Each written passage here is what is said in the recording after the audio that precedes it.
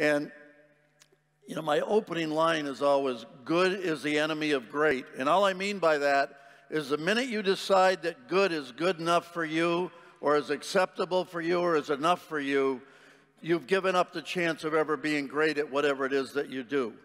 And I think you have to start there.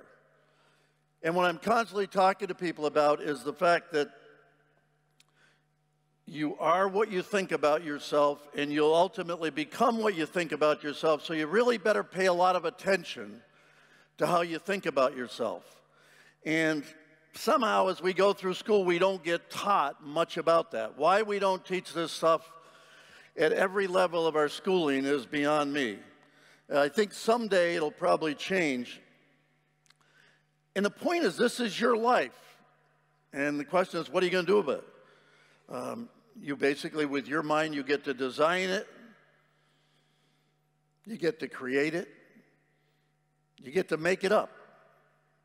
In a lot of ways, I tell people, you get to be like Steven Spielberg, the great movie producer. In other words, you get to write the script of your life story.